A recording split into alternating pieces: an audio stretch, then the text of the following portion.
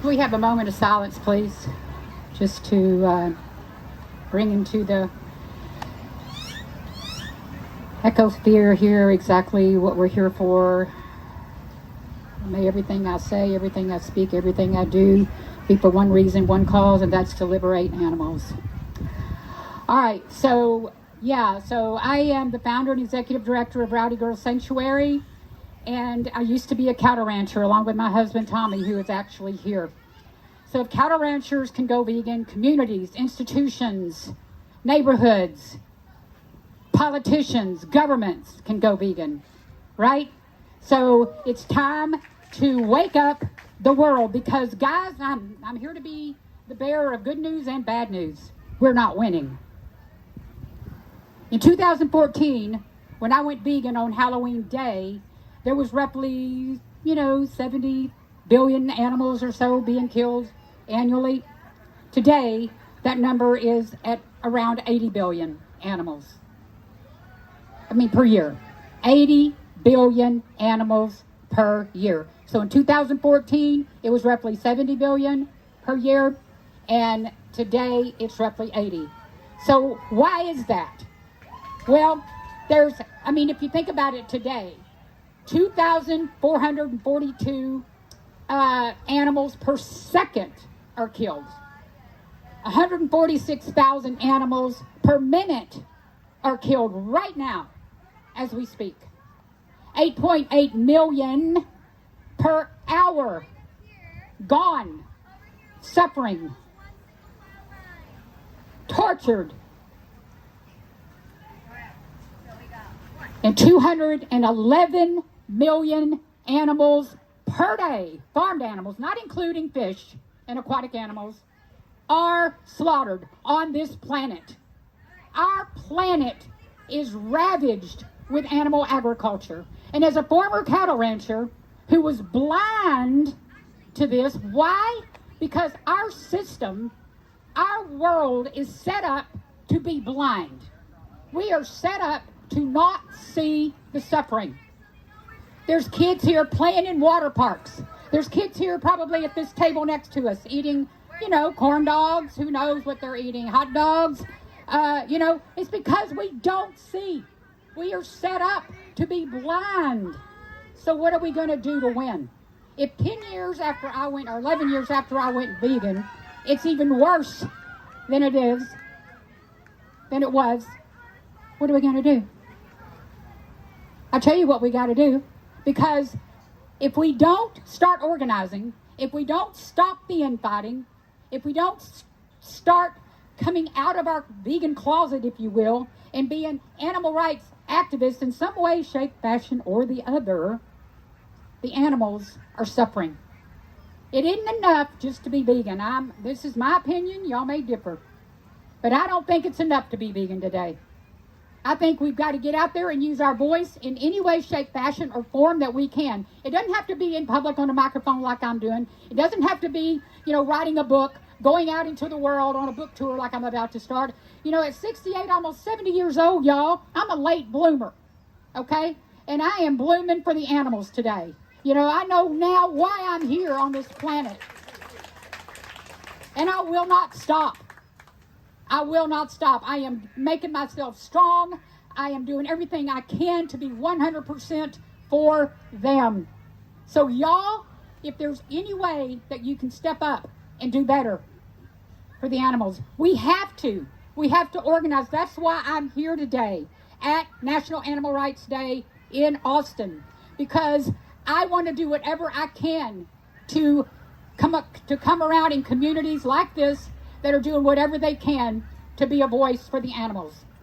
And God, when you really think about it, in history, the saying goes, first they ignore you, then they laugh at you, then they effing fight you.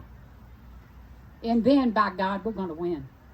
We're going to win, because I know people like y'all here at National Animal Rights Day are not going to lay down easy. We're going to win, right? Let's hear it. We're going to win. Yes. Because if we don't, imagine 10 years later. Can you imagine 100 billion animals being killed. What are we doing? We've got to get out of the closet. We've got to create a spectacle of ourselves if we need to for the animals. You know, it's just unbelievable to me in a time that we're living in that we don't have vegan staffers in our government, that we don't have vegan lobbyists in our government. I tried for years through an organization called Agriculture Fairness Alliance to do whatever I could to change the system from the inside. I can tell you that generations and generations of cattle ranchers are entrenched in our politics on both sides of the aisle. It doesn't matter which side. They are both eating animals, promoting animal agriculture, killing animals, and trying to keep it completely silent and blind to us. And I just want to take a minute to, have a little hope, right? I loved what happened, what I heard about hope and what's going on at Ridgeland Farms. I see my friends here from Austin Sanctuary, from Central Texas Pig Rescue. And sanctuaries we shouldn't even have sanctuaries. Sanctuaries should not even exist. The world should be their sanctuary. Every animal and human has the basic right to live. When you think of the word animal, it means life, spirit, soul, breath. The word anima, A-N-I-M-A, means life, spirit, soul, breath. And yet, we have taken animals and just made them completely into shoes, lamps, whatever. And all of my friends here today from sanctuaries are doing everything they can. They're doing the hard work. It is hard work to have a sanctuary, especially those of us that are here today that are still standing, because sanctuaries come and they go. I have seen so many want to do this, want to rescue animals. I'm telling you here right now, if you want to do that, think again. It is a very hard life. If you don't have your own land, if you don't have a plan, if you don't have a lot of ability to fundraise and get out there and do this, don't be one of those sanctuaries that falls and loses, and then the animals go to who knows where. Just like you heard from Chris, we get calls every day, every single hour, emails coming through. It's horrible, that we can't tell you. We should not have to have sanctuaries. Sanctuaries, the animals should be free. That should be a basic right. And it's not. And on National Animal Rights Day, y'all, if you are not volunteering at sanctuaries, if you're not donating to sanctuaries, if you're not contributing in some way to help sanctuaries, please do. Please make it a point to do that. And then finally, I'll end by saying I want to thank Sylvie for inviting me here. If y'all want to see the documentary Rowdy Girl, it's playing all over the world now. Y'all, we've got to get the story.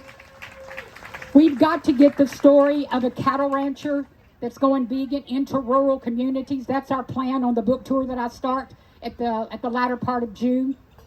I'll be on your Austin station next Friday. It's Studio 512. I'll be on the morning news.